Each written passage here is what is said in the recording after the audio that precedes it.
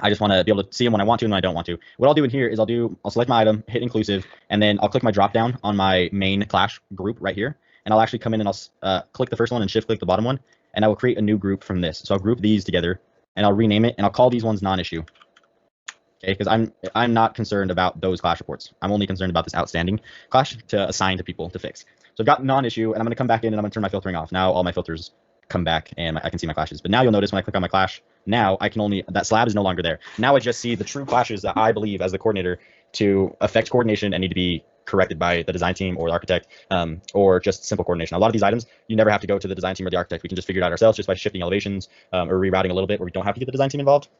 Where we'd have to get the design team involved is scenarios where, you know, maybe the duct can't fit under a beam and the ceiling at the same time. It can't fit below the duct or below the structure and above the ceiling, and so it's running through the ceiling. That would be a time where we'd want to say, hey, Mr. Mechanical Engineer or Mrs. Mechanical Engineer, we would like to get this resized, but not being an engineer, you have to tell me what size I can now use to get through here, and then provide them with a space of like, okay, I've got 12 inches of clear space. I need a duct that is no taller than, let's say, 10 inches because I need to have clearance to get through here. So they'll go through and rerun their calculations and give you an updated size. Okay, but that's how we would do the grouping. Okay, and then once we have a fixed clash, so I'm just going to move an item here just to show you guys, but the clash would come from fixing it in Revit, not just moving it down in Navisworks. We'd actually physically move this down in Revit and reassociate it to the program. But I'm just going to show this for the purpose here. I'm going to come in and I'm just going to move my item down as if I just fixed it from structure. And all I did there was I just clicked on my item, went to item tools, and I can move it up and down. Okay, outside of my structural steel, and then I could come in here. If I were the one coordinating this, I'd come in, I'd hit the drop down transform, and it would tell me how I moved it down in order for me to get out of the clash. So now I'd go back to Revit, I'd shift this duct down 1 foot 2, 1 foot 3 inches, and I'd be good. Bring it back in, you'd see it drop. But for this purpose, I'm just going to do it in Navisworks to show you what we do. Now I would do a rerun test. When I get a new model, I rerun my test, and you'll notice when it's good to go, you'll have this little arrow, like a caution symbol over here that tells you, hey, this test is, or this model is new. It hasn't been retested. Please retest it. So I hit retest, and now you'll notice my items went from after you make that change, you have to reappend it in update in Revit file. No, you don't have to. Once you make the change, you don't have to reappend it. You just resave it over the file. So if I was working in my mechanical file, and we'll show this next week, I got to have IT put the correct add-in on your machines because you guys don't have them yet.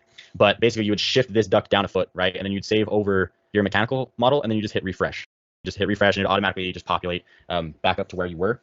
Now, with that being said, this is when it becomes really, really important that your files stay in the same place, because if you move your file and you hit refresh, it won't update. So you want to make sure that your files are all in the same space. We use a program. I'll actually pull it up here and kind of just give you a rundown of what the program looks like in industry. We don't use this for UVU, but just for an example, I'll pull up one that I'm working on in, say, you got a couple categories. You got new, active, reviewed, approved, and you've actually got resolved. Okay. New is when I rerun and refresh my test, any new clashes that weren't there before will show up new and they'll be red. Okay. And I'll show you an example of that here as well. And they'll show up red, and that's like, okay, whatever they just made prior, they've created more issues than they've solved. And it happens all the time. You'll have somebody move, basically you'll go from 0 clashes, I open up my group. So drop it down, scroll down and find my corrected clashes. And I group these themselves. Okay. So I'd come in here and I'd group these, and I usually just call this group fixed. All right, so now I have a fixed category, an outstanding category, and a non-issue category. And through the process of this, I continually make more and more.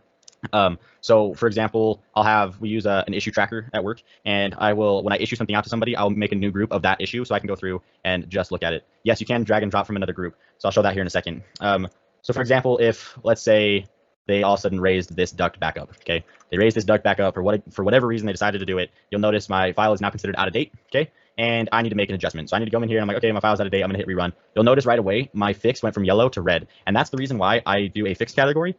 So I know if they've broken something that was previously fixed, it's an instant red flag on my part, and the grouping will automatically show.